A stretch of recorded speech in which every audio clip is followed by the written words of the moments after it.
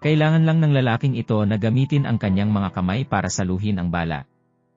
Dahil siya ang emperador na kumokontrol sa buhay at kamatayan ng lahat. Mula pagkabata, yin at yang ang mga mata niya. Lahat ng kalamidad ay makikita. Nang maglaon, nang siya ay lumaki, nakikita niya ang tunay na dharma, kaya mas malakas pa siya kaysa sa isang pares ng mga mata ng laser na naglalabas ng dalawang di nakikitang sinag. Sa loob ng ilang minuto, magkaka-amnesia ang kalaban. Ganoon lang, ngunit may isang hangal pa rin na naglakas loob na lasunin ang kanyang ama. Matapos makitungo sa mga tulisan, agad siyang nakahanap ng doktor na magpapagamot sa kanyang ama, ngunit hindi niya inaasahan na ang ibang tao ay hindi naniniwala na si Sotrach ay si Emperador Tulaton. Dahil para patunayan ang kanyang pagkakakilanlan, ginamit ni Sotrach ang kanyang magic power para ipadala siya sa impyerno. Nasaan ako? Ayaw mo bang malaman kung ano ang pakiramdam ng impyerno? Sinong nagsabi na ito ay impyerno? Ito ba ang sinasabing kalahating buhay na kalahating patay?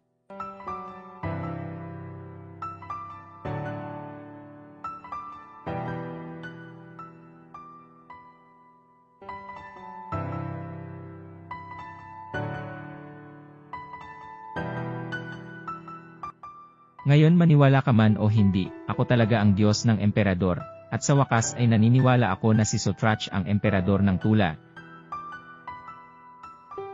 At hindi ko maiwasang sumuko sa kanya ng buo. Pagkatapos noon ay agad niyang inasikaso ang ama ng departamento.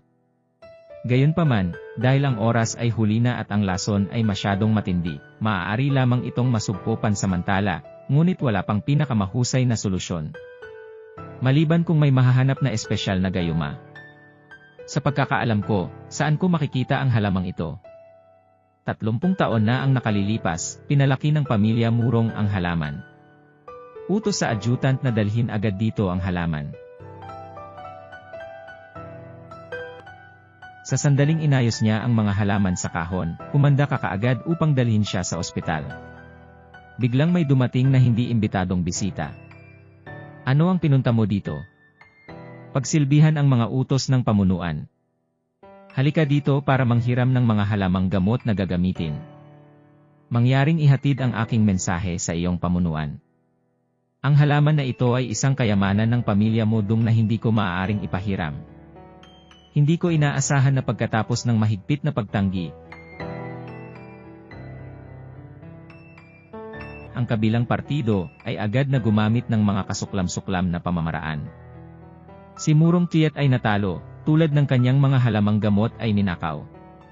Matapos matanggap ang balitang ito ay agad niyang natagpuan ang nagnakaw ng tulisan, tila hindi siya pinatay sa piging ng kasal sa palasyo ng pinuno. Anong pagkakamali, mali iyon?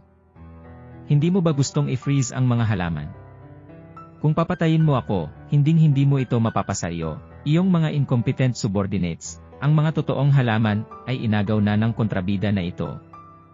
Sabihin sa akin ng mabilis kung nasaan ang halaman, kung hindi, magkakaroon ako ng 100 paraan upang pahirapan ka hanggang sa mamatay. Kung hindi niya ito matagpuan, bago lumubog ang araw ngayon, sisirain niya ang mga halamang gamot. Siguradong mamamatay ang iyong ama, pumunta ka at sundan si Giang Danfin. Gusto kong makita kung anong klaseng panlilinlang ang sinusubukang laruin ng batang ito na si Tifong. Hahanapin kita. Sir. Gobernador, halika at sabihin sa akin ng malinaw kung sino ang dumating sa istasyon.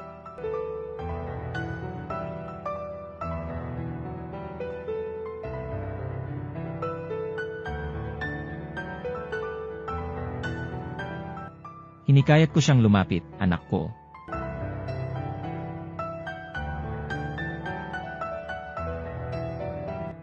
Pagkakataon.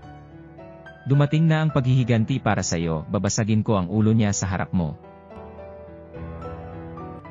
Gusto mong basagin ang ulo ko, pero natatakot akong hindi sapat ang patpat sa kamay mo.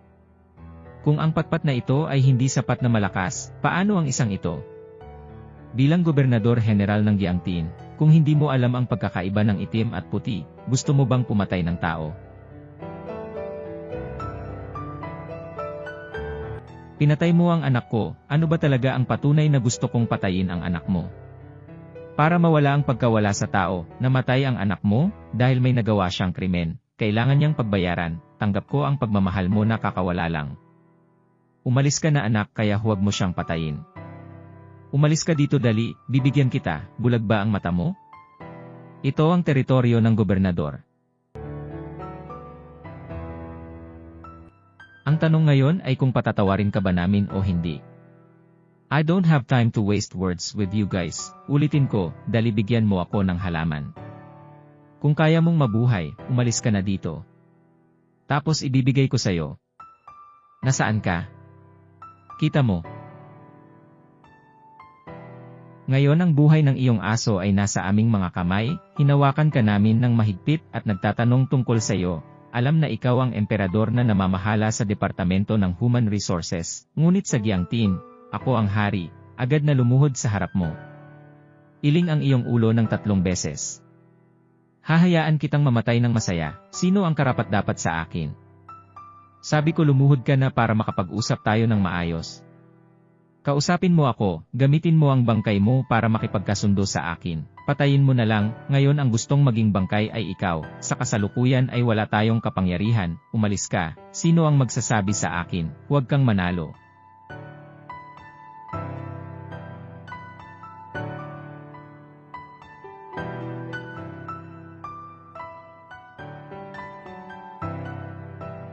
Kamay sa aking kamay, hawak ko itong gamot, halamang bawal, itigil mo na. Kung maglakas loob kang gumawa ng isa pang hakbang, babarilin ko siya hanggang sa magkapira-piraso ng mahalay na damo. May pagkakataon ka pang mabuhay kung wala na ang ipinagbabawal na damo, tiyak na mamamatay ka. Ganito na nga at naglakas loob ka pang takutin ako. Huwag mong isipin na nasa kamay ko ang buhay ng iyong ama. Mangyaring gawin ang sinasabi ko. Kung hindi, babarilin ko siya ng pira-piraso. Sabihin mo ang gusto mo, gusto kong patayin mo ang mga nasasakupan mo. Okay, papatayin kita, huwag kang gumalaw.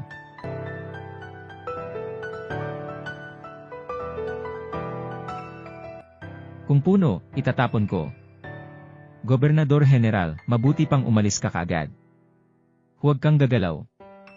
Higanteng Tanfien, mabilis na isave ang sulat. Hindi ako gagawa ng stop ngayon, nanloloko ba kayo? Huwag gumalaw, walang gumagalaw.